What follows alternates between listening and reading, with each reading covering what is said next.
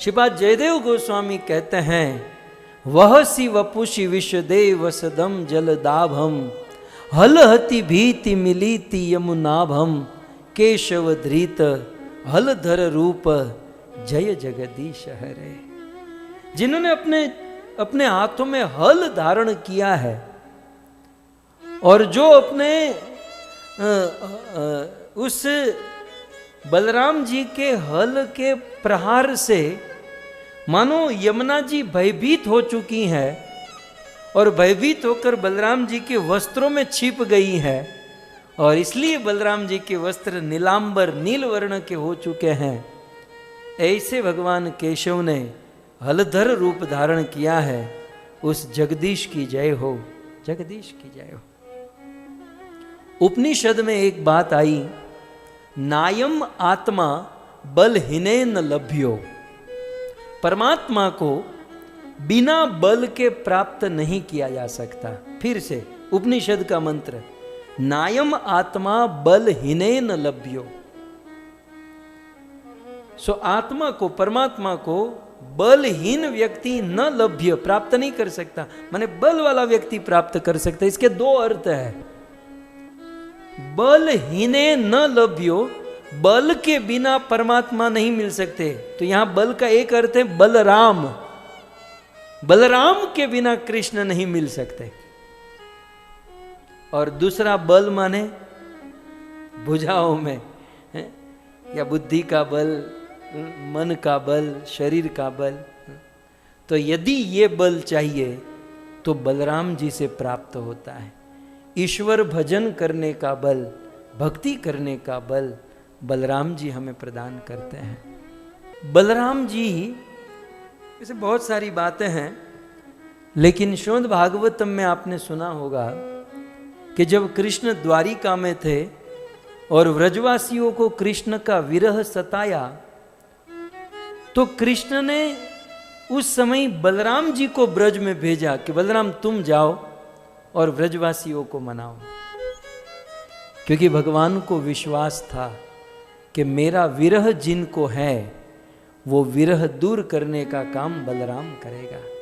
बलराम गुरु तत्व है। इस दुनिया में हम सबको कृष्ण का विरह है।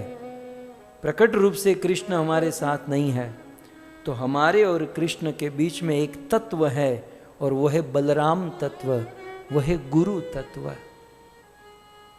और बलराम ऐसे गुरु हैं।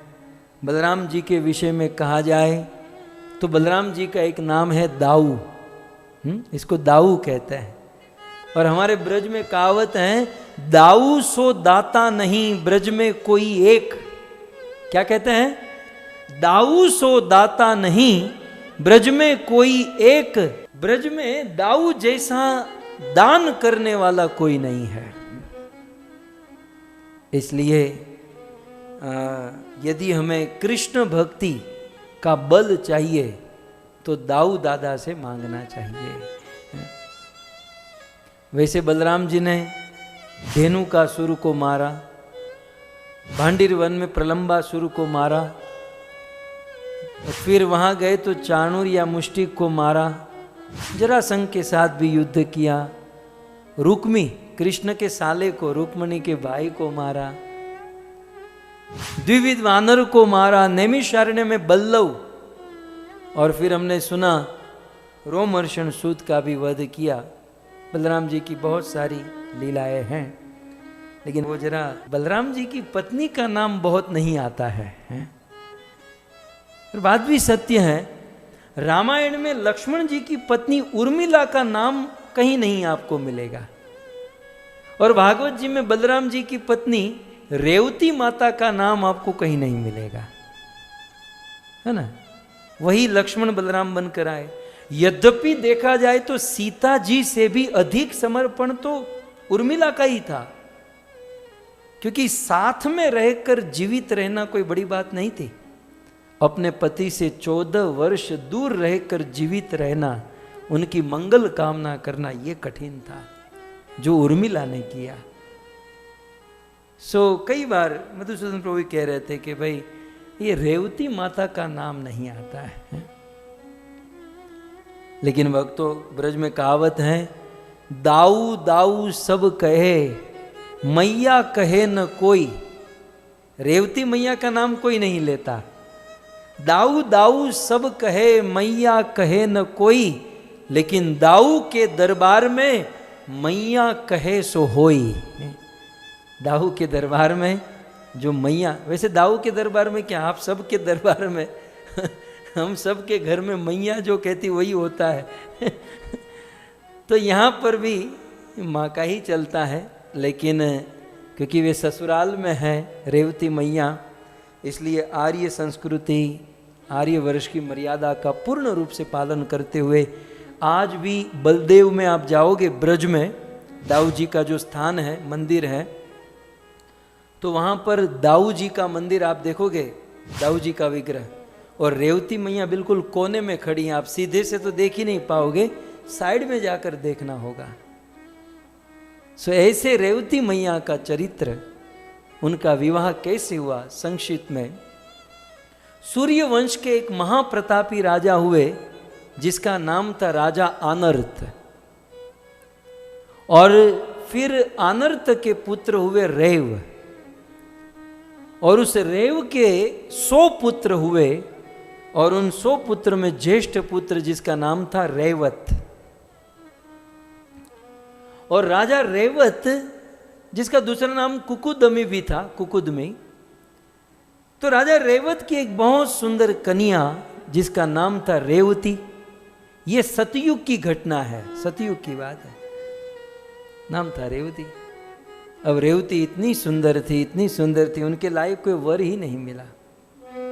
तो एक दिन राजा रेवत अपनी कन्या को लेकर रथ पर बैठकर ब्रह्मलोक में चले गए, विधाता के पास। ब्रह्मा जी को कहने लगे, बताओ मेरी बेटी के लिए कौन सा वर चुना है। ब्रह्मा जी हंसने लगे, बोले आप जब आए तो मैं भजन में बैठा था, और आप आधे पौने घंटे तक यहाँ वेट किए, यहाँ ब्रह्मलोक में आधा पौना घंटा बीत गया, तो पृथ्वी लोक में तो युग के युग बीत गए। अब आप धरती पर जाओगे तो सतयुग नहीं होगा। आपने जो भी लड़के अपने माइंड में रखे हैं वो सब बूढ़े हो गए, मर गए, उसकी कई परंपरा चली गई। तो बोले महाराज अब क्या करे। बोले आपकी कन्या के लायक एक वर है, और वो है द्वारिका में, वो है बलराम। सो वे सीधे आए और अपनी बेटी रेवती जी का विवाह बलराम जी के साथ किया। लेकिन प्रॉब्लम क्या थी, रेवती माता सतयुग की और बलराम जी द्वापर युग के। और आप जानते ना, सतयुग में लोगों की उम्र 1,00,000 वर्ष की होती है, द्वापर युग में 10,000 वर्ष की होती है, 1000 वर्ष की होती है। तो 2 युग का फर्क हो गया। तो जैसे उम्र का अंतर होता है, वैसे शरीर का भी बहुत अंतर होता है। पहले के युग में लोगों का कद बहुत लंबा होता था, और धीरे धीरे युग जाते हुए कद छोटा होता जाता है। तो कहने का अर्थ यह था कि रेवती मैया का कद बलराम जी से लगभग डबल था। तो बलराम जी पत्नी से बात ऐसे करते थे कि ठीक है, आज भोजन में क्या बनेगा। तो अब जैसे तैसे घर पर तो ये सब चला लेते थे, लेकिन जब किसी पार्टी में जाना होता, शादी ब्याह फंक्शन में जाना होता, तो लोग बहुत हंसी उड़ाते। बोले ये क्या, ये दुल्हा दुल्हन जम नहीं रहा है। एक दिन बलराम जी से रहा नहीं गया। पुराणों में लिखा है, बलराम जी ने अपना हल बाहर निकाला और रेवती मैया के कंधे पर बिठा दिया, और ऐसा कंधे पर बिठाकर ऐसे खींचा तो रेवती मैया की हाइट बलराम जी के बराबर की हो गई। बस आपके घर पर पत्नी की हाइट में यदि कोई प्रॉब्लम है तो हल खोज लीजिएगा। तो बलराम जी बलवान है, वो बल प्रदान करते हैं। सो यदि किसी को डाइटिंग करना है या भोजन करके बढ़ाना है, तो ये सारा बल जो है ना, बलराम प्रदान करते हैं। सो ऐसे बलराम जी आपकी भक्ति का वर्धन करें, आप हम सबको भक्ति का बल प्रदान करें।